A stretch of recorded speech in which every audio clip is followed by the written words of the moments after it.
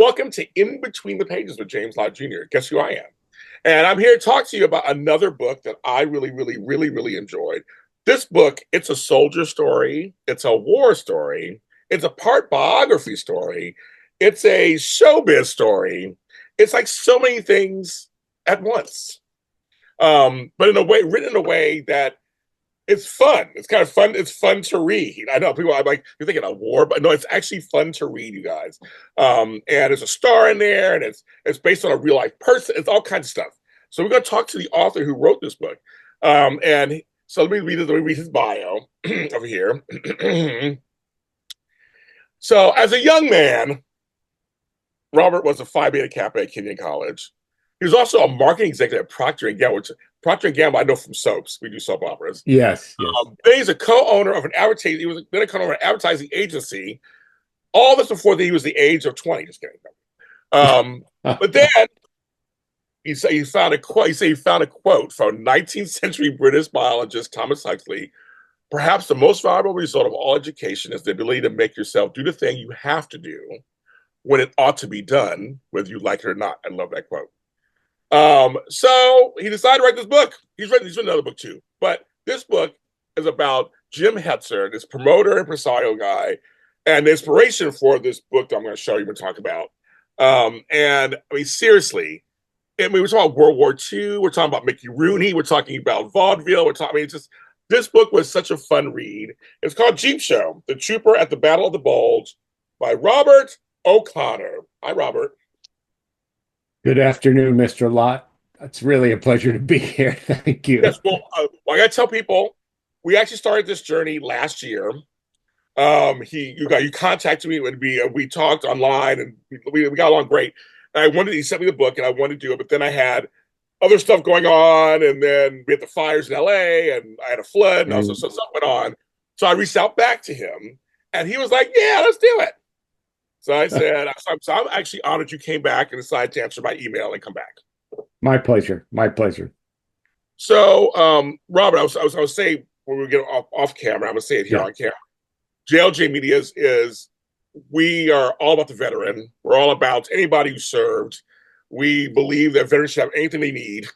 They do a service that I haven't done. I'm not a veteran. I come from a family. My father's grandfathers, great grandmother, they're all served. So I come from that. We have a podcast called the Ernie Pyle World War II Museum Podcast. It's been for 3 years. It's very successful, but we're shocked how successful it is. And I've been to the museum twice in Dana, Indiana, this little town. They're like, "How'd you get here? And why are you here?" But they're so loving and wonderful. And what I've been learning about Ernie Pyle is that he humanized the soldier through journalism. That was his whole thing. So I've been like, anybody else who does stuff like that, I want to hear about it. This book does that also, where you talk about humanizing. It's a soldier story. It's about, we learn about his life a little bit, his wife Stella and all that, and we learn about some of the other fellow soldiers. Mickey Rooney, of course, is through the book too, because they perform together. But the story, you give us a story about a part of the war we don't hear about. And I'll explain what Jeep shows are and everything. But anyway, so I just want to tell you, so we were happy to have you on the show and read your book, because that's what we do here at JLG Media. Great. It's really my pleasure, Mr. Lott. So I love it. That's great. So this is good stuff. So Jeep shows, folks, are where it's like one guy driving and two performers, sometimes mostly go to the front lines and entertain the troops. That's what a Jeep show is, right? Jeep shows taking other names later, where it's like, Jeep shows like monster trucks and all that kind of stuff. But Jeep shows back then in the war was literally about going and delivering humor and something for troops that were, I mean, I couldn't imagine fighting in World War II. I couldn't imagine. And what it did for me too is like, wow, that must be, because in part of your book you'll say like, oh yes, this bomb went off over here, and that, like they were in the war, like they were in the. You talk about the Battle of the Bulge and so like that's all in there. What really attracted you to this story type to actually have the impetus to write this kind of book? Well, I was going to write a book about the circus. another nonfiction book, and I found about this circus promoter by the name of James Hetzer, and I reached his daughter. James Hetzer is long gone, and she said, "Oh yes, he was a circus promoter, but did you know that in World War II he was an enlisted entertainer, military occupation specialty 442, and he worked with Mickey Rooney doing Jeep shows in areas for combat infantry where the USO and the Red Cross could not go." And of course, James, I said, "No, I did not know that. I did not know that such a thing existed." And Oh, as it happens, James, I have talked since I published the book to many historians who specialize in World War II. Nobody knows about these guys, and they were so the guy that is the man that inspired this book, James Hetzer, was an enlisted entertainer. He worked with Mickey Rooney. Some other enlisted entertainers that the older folk in your audience will know of. And unlike Mickey Rooney, they were not world famous when they were serving in the right. Army in World War II. Mel Brooks. Mel Brooks was an enlisted entertainer. Red Skelton, a famous comedian of the 50s and 60s. You're too young to know about Red Skelton, Yes, I'm too James. young. I know I'm too young. Yes, I But know who it is. I'm too young. Yes, I'm too young. right. Burt Lancaster, Dick Van Dyke, Bob Burl Ives, and Sammy Davis Jr. And as you may well know, the Army was segregated in World War II. And I have a theory, which I am not going to research because I do not want it to be disproven. My theory is Sammy Davis Jr. was the man who desegregated the United States Well, Army I won't be surprised. because he was a MOS 442. He was an entertainment soldier. So he was doing these Jeep shows with two other enlisted entertainers. So there you go. I He's won't my disprove it hero. either. I won't disprove it either. I knew his last wife, Leontine, so I know the history of Ah, Sammy.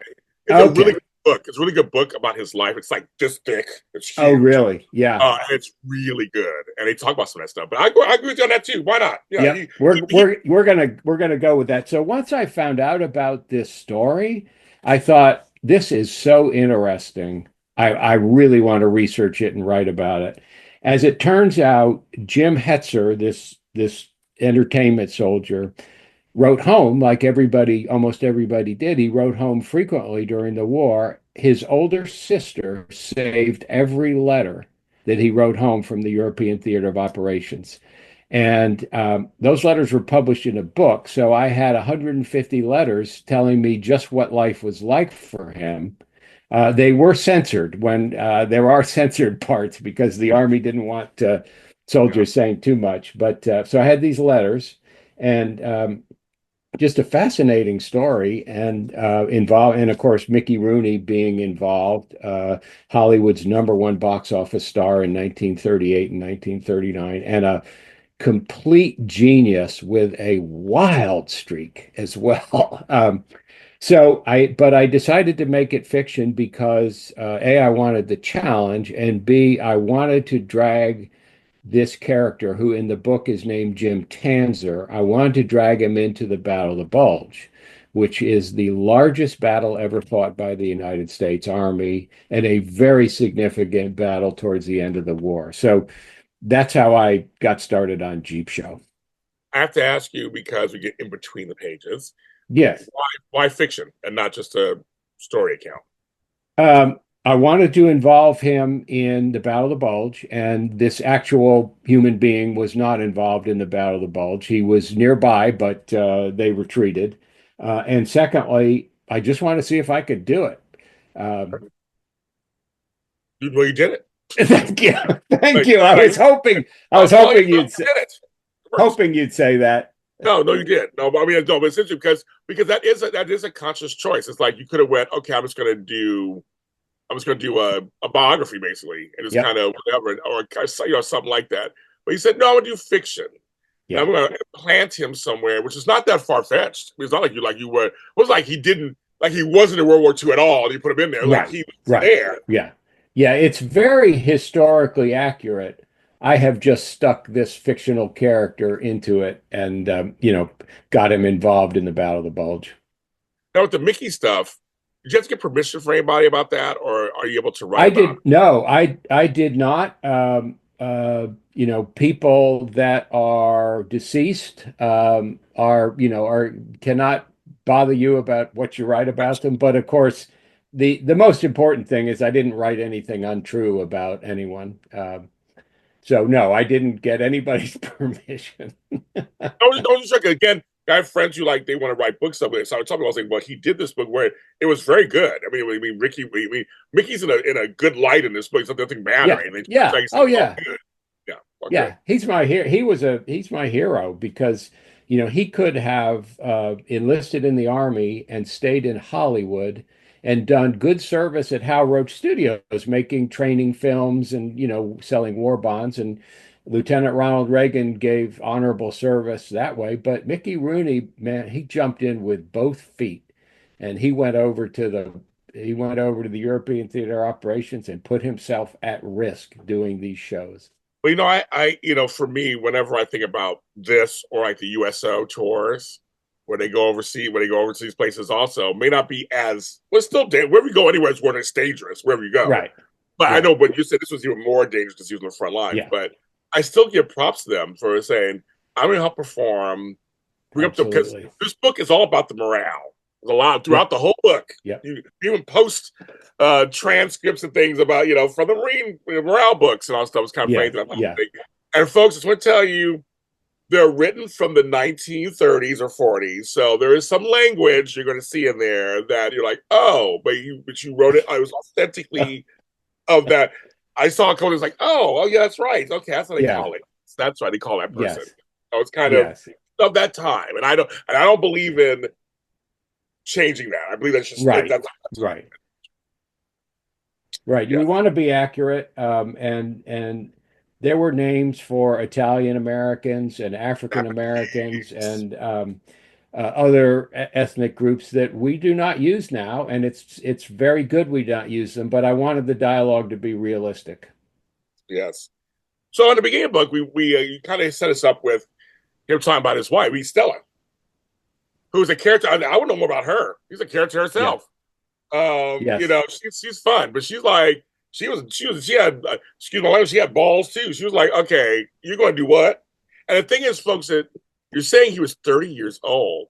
I know Yeah. for me, I always think that's such a baby, but then I think about when it comes to armed forces, usually you enlist after high school or youthful or Right. in your 20s.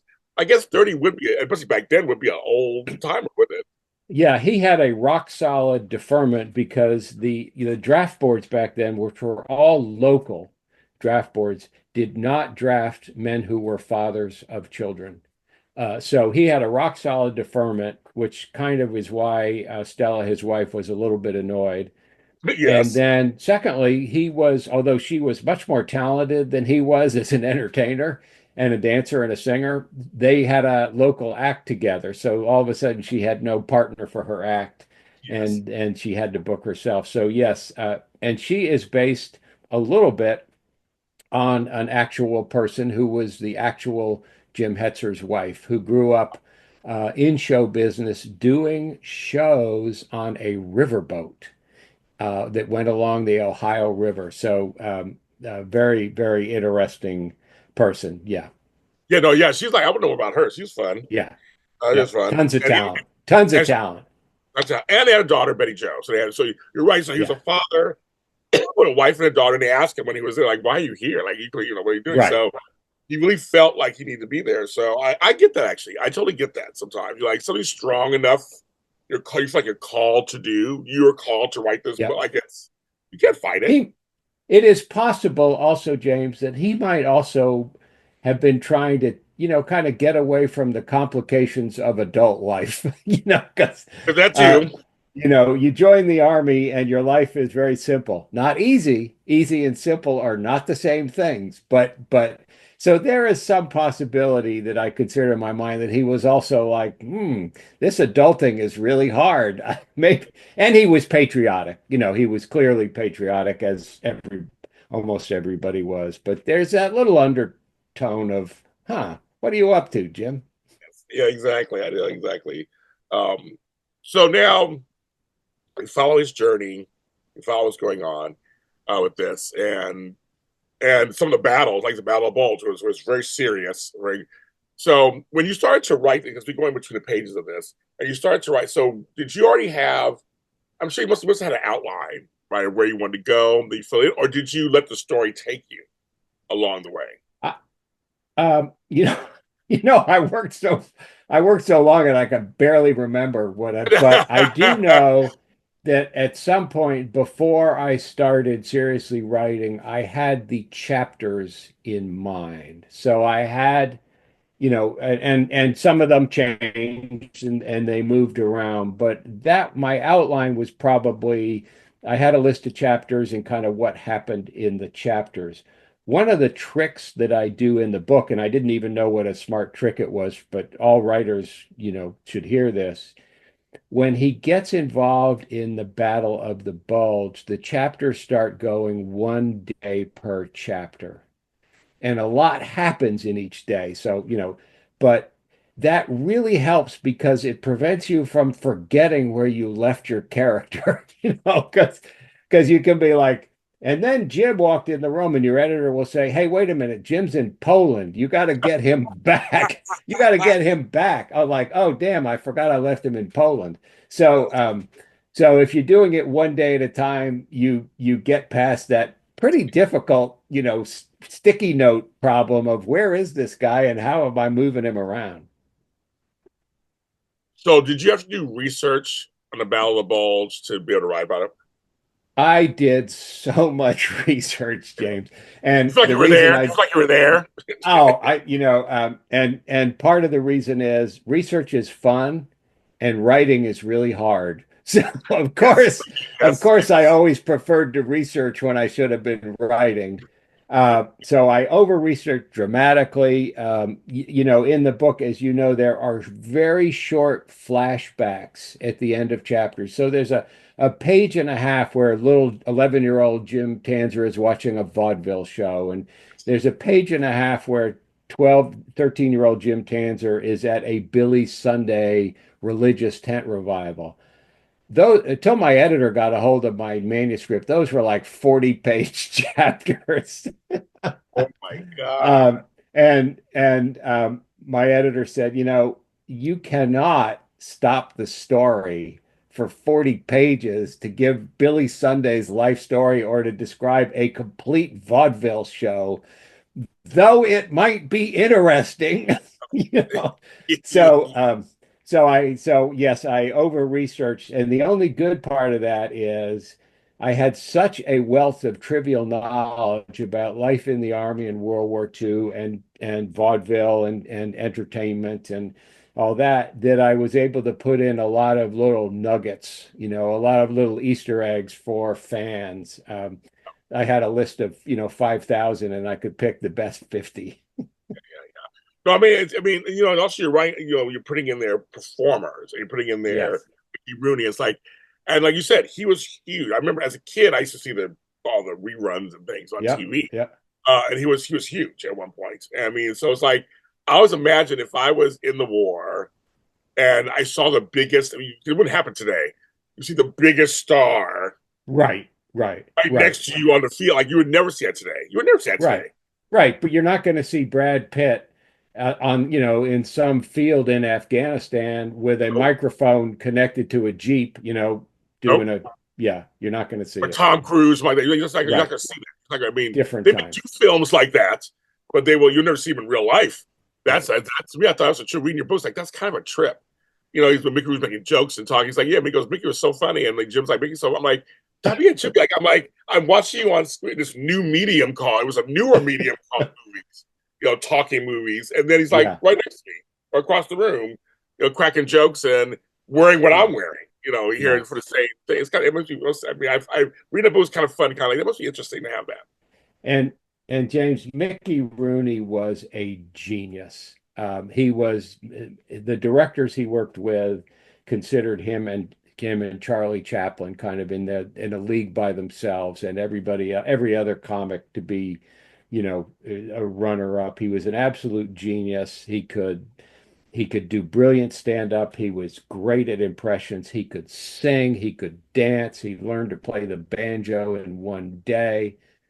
But I don't know if you've ever been around geniuses or if you are a genius yourself, James, but where there are great strengths, there are corresponding great weaknesses. And his Yeah. weakness was he lived when and he was a hard worker, which prepared him well for doing Jeep shows. But when he wasn't working, his life was a nonstop party. Yeah. And sometimes I think that the reason he decided to go to Europe and, in the war and go to the front lines is he was trying to get away from this Hollywood life that he was living, which was definitely going to kill him. Yes. Yes. Ooh, no, I've heard about his life. He's had Yeah. many things going on and stuff. Party animal, party Yeah. animal. I mean, well, some people are like that, of course. No, you're right. When it comes to, when they say, genius and insanity are near each other, I come from a family of folks that are very smart, but they have their it's like book smarts, that kind of stuff, but Yes. none of it. They don't have any of that. Yeah. My wife is a physician researcher. She is way smarter than I am, but sometimes she doesn't have enough common sense to pour piss out of a boot. So, But they say yes. that's where I come in is I'm not that smart, but I've seen a few things. Okay, me too. Yeah, I agree with that also. Um, One of the things that I don't, I'm gonna give it away because I want people to read this, but it's a Yeah. trip. I want to talk about it. It was such a trip. So, towards the end, I'm reading it like, so he's dead. We gotta tell Stella that he died.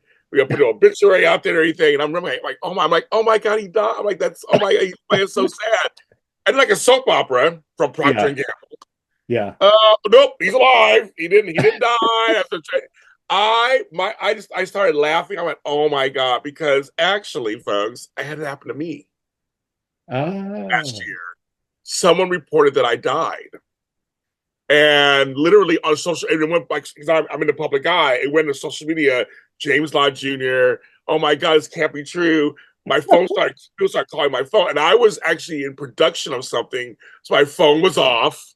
Oh. I had to go all day. I'm just like filming. I'm like, I have no idea what's going on. Just blissfully don't know what's going on. And I turn my phone on and it's like ding, ding, ding, ding. All these messages like, are you James? Are you really dead? Are you alive? Like, I had no idea. And then I talked to my friends, he goes, oh my God. Like his face was like, oh my God, you're alive. I'm like, yeah, I didn't go nowhere. I was filming. And I had to go online. I go, hi, I'm here. I literally on Facebook, like, hi, I'm here. I'm back from the dead. And people Oh were just like, man. oh my God. So I actually kind of know what that feels like a little bit. My friend said they went through that last year. It was a hoax. Someone said that I died, and it was not true.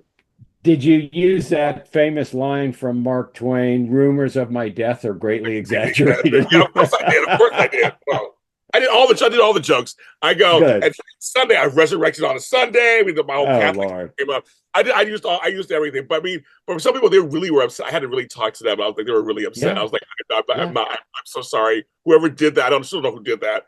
They hacked into somebody's thing and did it. And so I felt bad for them. So for me reading this book, I'm like, oh my God, oh, he's not dead. Oh, he's alive. And I was like, oh my God. So that was a fun choice. Yeah. Yeah. That was based on a real story that I heard from watching Ken Burns' brilliant miniseries, The War, where a soldier in the Pacific was reported killed in action, even though he was a prisoner. And he literally, after he gets freed from the Japanese concentration camp, he calls home.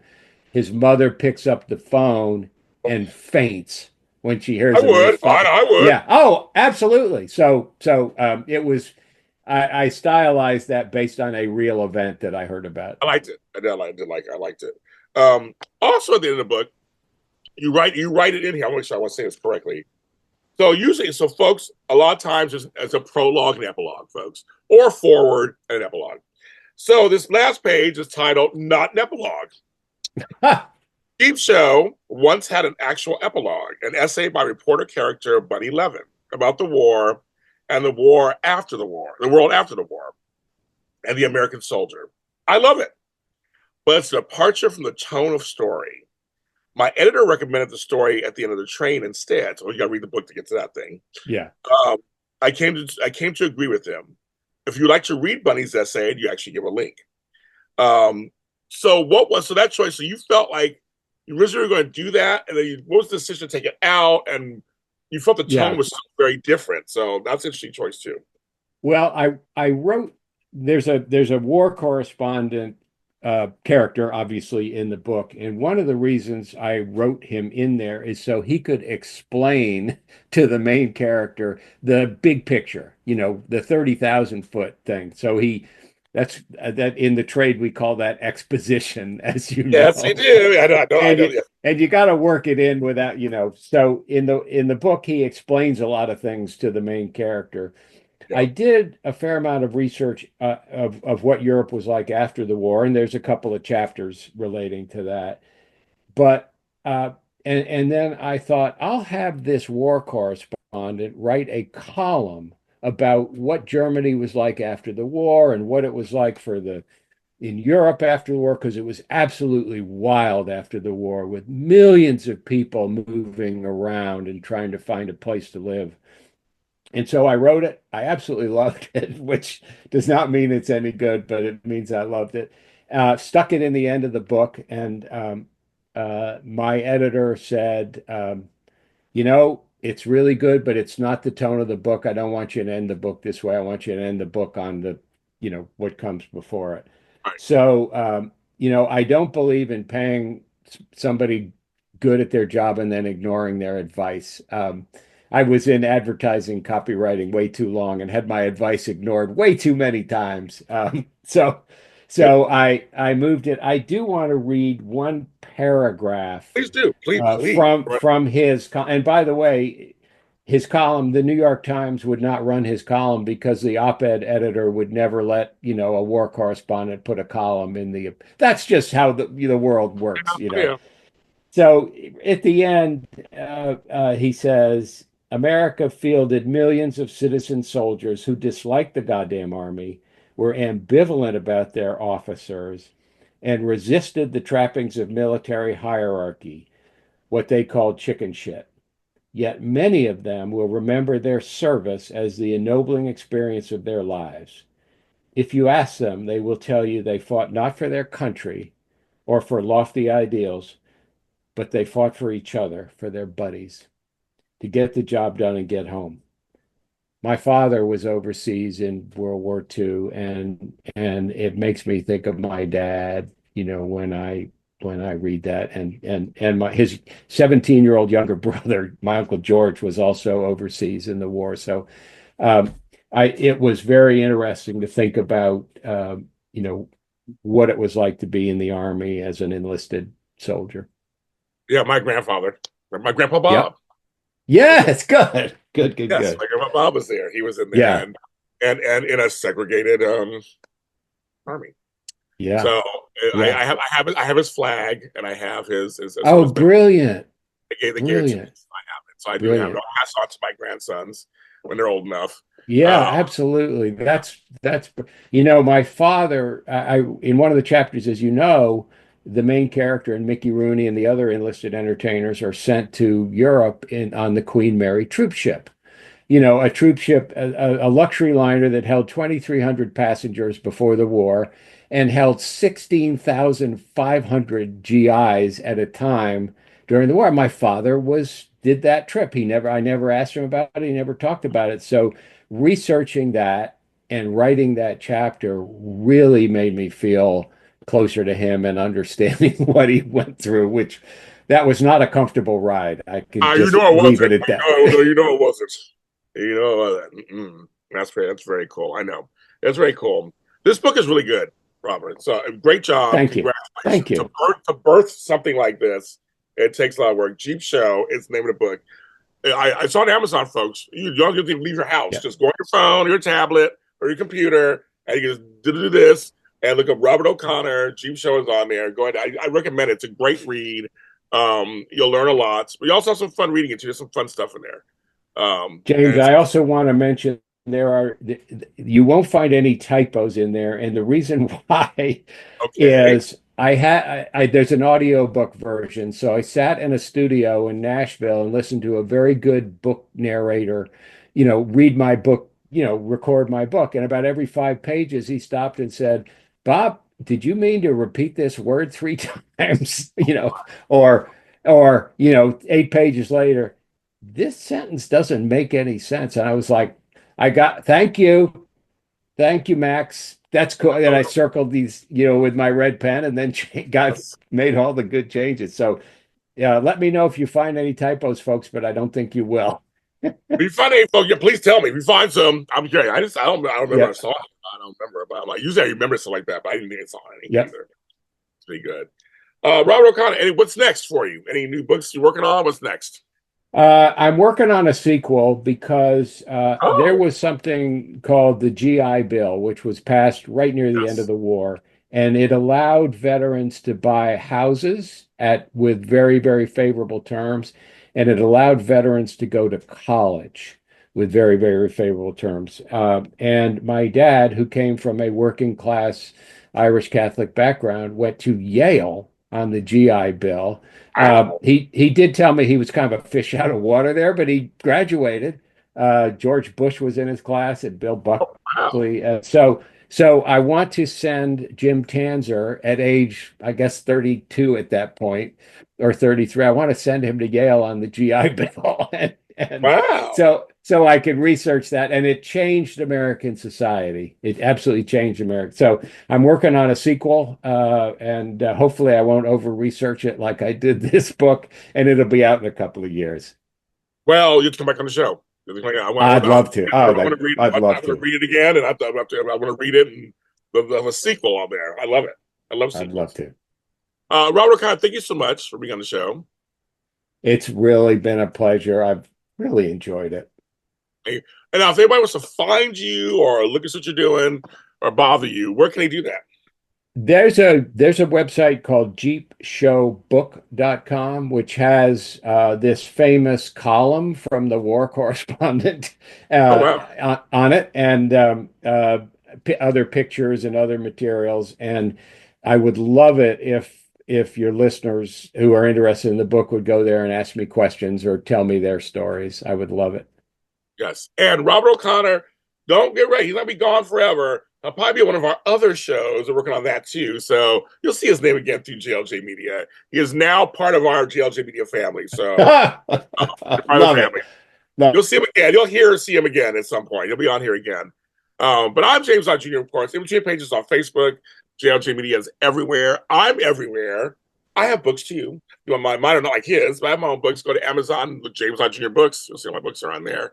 But I just want to tell you, I want to tell people, support authors, support stories, support books. JLJ Media stands very firm about not banning books. We don't stand for that. We want all stories told, and especially history and historic stories, whether they're fiction or nonfiction or referenced. We are a big proponent of that. And again, if you want to help veterans or anybody who's been, who's served for us, there are many organizations out there, which I always list on my websites and stuff. You can check those out where you can help them out because they always need help, whether it's medical or emotional or anything that's going on out there. Thank you all for your service who have served. I'm James Lott Jr. Talk to you next time.